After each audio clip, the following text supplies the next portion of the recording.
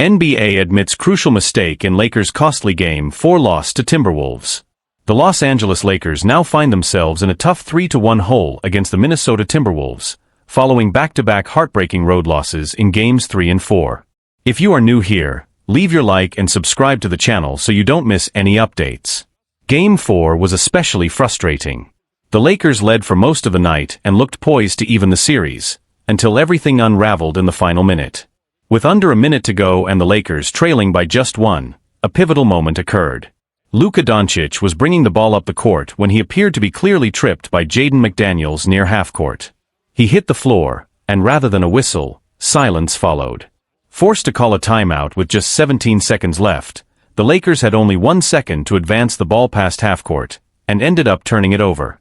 Moments later, Anthony Edwards sank 2 clutch free throws, and Austin Reeves' buzzer-beating 3 to tie the game just missed, sealing the 3-point loss. Had the foul been called, Doncic would have gone to the line with a chance to put the Lakers ahead. More importantly, they could have run their final play under much better circumstances. Understandably, Lakers head coach J.J. Redick was upset after the game. Speaking with Spectrum Sportsnet, he didn't hold back. Let's start with Luka's fall. It was obvious. He didn't just fall by himself. We all saw it. That should have been a foul, and he should have been at the free throw line. Look, I'm not saying that one play lost us the game, but it was a foul, and it robbed us of a real chance to take control. Doncic himself admitted something felt off.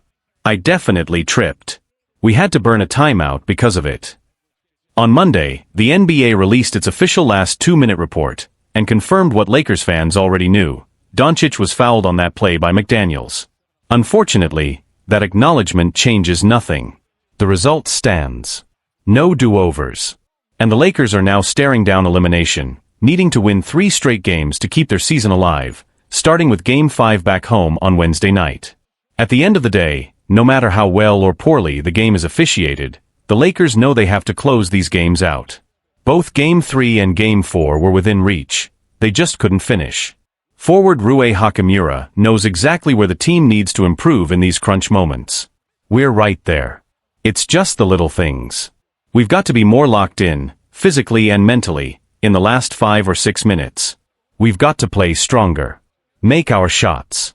We're close. We just need to tighten up. The league's confirmation of the missed foul didn't go unnoticed. Social media exploded after the release of the last 2-minute report, with fans, analysts, and former players criticizing the officiating and questioning how such a clear mistake could happen at such a crucial point in a playoff game. ESPN's Kendrick Perkins called the missed call unacceptable, saying, "You've got the whole season riding on every possession at this point. One blown whistle can shift the momentum of a franchise." The NBA owes the Lakers more than just a quiet acknowledgement in a post-game report. Lakers legends like Magic Johnson also chimed in, posting on X, formerly Twitter. The NBA just admitted they missed a critical foul on Luka in Game 4. That's not just a mistake, that's a moment that could change the course of a series. The league has to do better. The controversy has sparked renewed calls for greater accountability and transparency in officiating. Some are pushing for real-time review capabilities for certain non-calls late in close games. Others believe coaches should be allowed to challenge missed non-calls in the final 2 minutes, a rule that currently doesn't exist. But inside the Lakers' locker room, there's no time to dwell on what could have been. The mood is tense but focused. LeBron James, visibly frustrated post-game, reminded the team that dwelling on missed opportunities won't change what comes next. "We've been here before. We know how to fight with our backs against the wall. That's the job now. Game 5 is do or die." Veteran leadership will be crucial moving forward. LeBron and Doncic, despite the controversial finish, are expected to rally the team ahead of what is now the most important game of their season. The Lakers return to Crypto.com Arena, where they hope home court, and a fired-up crowd, can help swing the momentum back in their favor. Meanwhile, the Timberwolves are feeling confident. Anthony Edwards has been dominant on both ends, and Karl-Anthony Towns has stepped up in big moments. Minnesota knows the Lakers are dangerous when desperate, but they also smell blood in the water. Game 5 is shaping up not just as a test of talent, but of heart, discipline, and resilience. For the Lakers, it's about survival. For the NBA, it's a reminder of just how much the little things, missed whistles, mental errors, late-game execution, can define a series. LeBron James, we've got to take this one game at a time, as Lakers face 3-1 series deficit.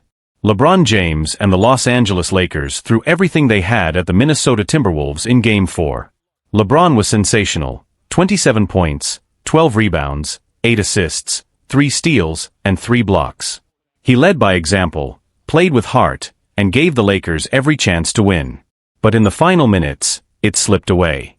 Now, they're staring down a 3-1 hole in the first round of the playoffs. It's a daunting position to be in.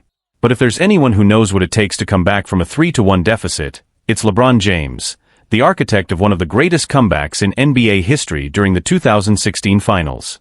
So naturally, the team looks to him, not just for production on the court, but for leadership, focus, and belief. When asked what message he's delivering to the locker room right now, LeBron kept it simple. You don't think about winning 3. You think about winning 1, he told Spectrum Sportsnet. That's all that matters. If we don't win Wednesday, none of the rest matters. It's all about Game 5. Period. It's the kind of grounded mentality that helps teams climb out of impossible-looking situations. The path back into the series doesn't require superhuman optimism, just discipline, execution, and belief, one game at a time. While the odds are steep, the series has been far from one-sided.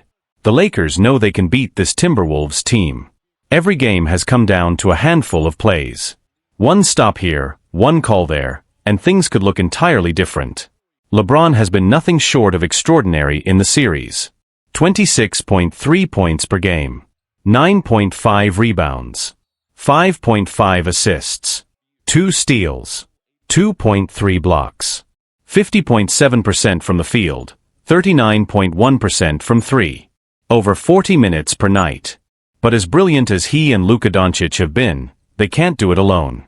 If the Lakers are going to dig themselves out of this hole, they need everyone, from starters to role players, locked in, sharp, and ready to deliver. There's still belief in the locker room. The Lakers know they're capable of turning the tide. That belief starts with one win, and LeBron is doing everything in his power to make sure they're ready when Game 5 tips off at Crypto.com Arena. Controversy in the closing moments of Game 4. Of course, Game 4 wasn't without its share of controversy, particularly in the closing seconds. With under 10 seconds left and the Lakers trailing by just 1, LeBron appeared to knock the ball out of Anthony Edwards' hands as it went out of bounds. Initially, it looked like it was Lakers' ball. But after a challenge by the Timberwolves, the call was overturned. That reversal not only gave the ball back to Minnesota, it also cost the Lakers their final timeout. After the game, LeBron was adamant that the call was questionable. The hand is part of the ball, he said. That's a play you see 20 times a night in the NBA without a whistle. I didn't foul him. It was a tough break, one that could have swung the game. But it's also a reminder of how razor-thin the margin for error is in the playoffs. One possession, one whistle, one bounce, any of it can tip the scales. The Lakers' season isn't over, not yet. But from here on out, every game is win or go home. And with LeBron still performing at an elite level and the team hungry to prove themselves, there's no question, Game 5 is going to be a battle. The comeback starts now, and it starts with 1. Rui Hachimura says Lakers are right there, just need to fix the little things to close out games. Rui Hachimura stepped up in a big way during Game 4, delivering his best performance of the series with 23 points. He brought energy, confidence, and toughness, exactly what the Lakers needed. But even with Hachimura's breakout night and strong efforts from the rest of the roster, it wasn't quite enough. The Lakers fell just short, 116-113, and now trail the Minnesota Timberwolves 3-1 in the series. It's a brutal position to be in, but not an impossible one. Teams have come back from 3-1 deficits before. The question now isn't just whether the Lakers can do it, it's whether they believe they can. And Rui Hachimura does. Speaking with Spectrum Sportsnet after the game, Hachimura made it clear, this series isn't over. We're gonna get one. Yeah, we're gonna get one. It's not over. We're right there. We just need to clean up the little things. Obviously, the fourth quarter has been an issue for us, so we've got to watch the film and fix it. It's all about execution. We've got to lock in, on both ends. The small mistakes are costing us, so communication has to be better. Coaches, players, Everybody's got to be on the same page. But I believe we'll get one. That quiet confidence is what this moment demands. Hachimura didn't sugarcoat it. He knows the Lakers have struggled to finish games. But he also knows those issues are fixable. This isn't about wholesale changes. It's about details. We're close. We've just got to execute. In the last 5 or 6 minutes, we've got to be mentally and physically tougher. We've got to hit our shots. Stay locked in. That's what it comes down to. The truth is, every game in this series has been tight. The Lakers have been in position to win. They just haven't been able to seal the deal. If they tighten up the execution, they know they can force a Game 6. There's precedent for a comeback. The Denver Nuggets pulled off not one, but 2 3-1 comebacks in the 2020 bubble, against Utah and then the Clippers, before falling to the Lakers in the Western Conference Finals. And of course, LeBron James led one of the most iconic turnarounds ever in 2016, guiding the Cavaliers back from 3-1 to win the NBA Finals against a 73-9 Warriors team. Yes, the odds are long. Only 13 teams have ever done it. But Hachimura, like the rest of the Lakers locker room, believes it's possible. The path back starts with one win. Just one. Austin Reaves echoes the sentiment. We've got another day to fight. The mood after Game 4 wasn't one of defeat, it was of determination. Austin Reaves summed it up simply. As long as we've got another game to play, we've got a chance. We're not out of this. We'll keep fighting. It's that mentality that gives this Lakers team a shot.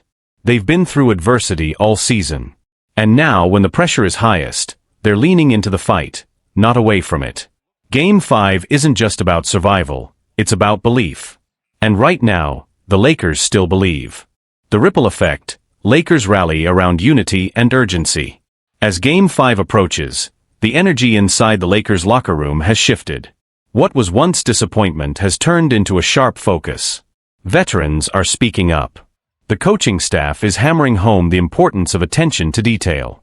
And role players are embracing the moment, understanding that it's going to take everyone to claw their way back into the series. Reporters close to the team noted a change in tone during the most recent practice. Players weren't sulking, they were dialed in, pushing one another harder than ever. There's no time for frustration, said D'Angelo Russell, who struggled in Game 4 but remains key to the Lakers' offense. We've still got games to play. We've got to move forward like our season's on the line, because it is. Meanwhile, J.J. Redick, in his first playoff series as head coach, is staying steady. Despite criticism over late-game decision-making and the team's lack of execution down the stretch, Redick has been praised for the culture he's building, one rooted in accountability and preparation. He's repeatedly emphasized that the margin for error in the postseason is razor-thin, and that great teams learn fast from their mistakes. You don't get the luxury of learning slowly in the playoffs, Redick said during a media availability. We've been in every game. We're not asking our guys to reinvent themselves. We're just asking them to finish. Across the NBA landscape, opinions on the Lakers' chances vary, but respect for their potential comeback is unanimous.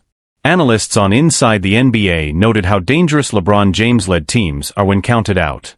Charles Barkley remarked, "If there's anyone who can rally a team from 3-1, it's LeBron. I wouldn't bet against him, especially not at home." The NBA world has seen this movie before. A team led by a generational player down 3-1, facing scrutiny, doubt and pressure, and yet finding a way to respond. But unlike previous years, LeBron isn't 31 anymore. He's 39. This playoff run may well be his last real shot at a 5th title. And his teammates know it. "We're not just playing for wins. We're playing for legacy," said Austin Reaves. "We know what LeBron has given this game. We've got to match that effort. For him. For all of us." Looking ahead, Game 5 is more than just a game. Game 5 isn't just another playoff matchup, it's a crossroads. A win means survival, momentum, and a shot to send the series back to Minnesota. A loss ends the Lakers' season, likely triggers major off-season questions, and could mark a turning point in the twilight years of LeBron's career. Fans are expected to pack Crypto.com Arena with playoff energy not felt in years. The message is clear: one game, one mission, one more chance. Rui Hachimura'S words continue to echo in the background. We're right there. Now it's time to prove it.